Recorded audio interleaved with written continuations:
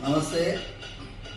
The last 2 days, I am seeing all the reports in the media about the raging controversy on Tirupati Laddu. It is not a controversy. It is directly hurting the sentiments of crores of people like us. Mostly the people who believe in the prasadam, people who believe in the Sanatana Dharma worship of the deity. What has happened is, we have been already saying that the process of tendering, when you purchase items for the Swami, like the ingredients for Laddu, you go for a lowest bidder.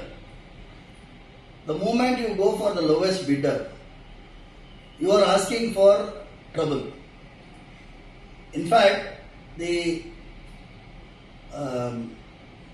best cow ghee today cannot be less than 1000 rupees per kg. How can a person quote 320 rupees?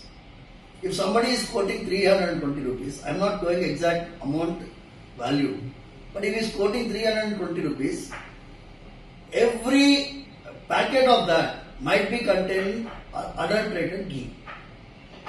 So it's a big hurting issue.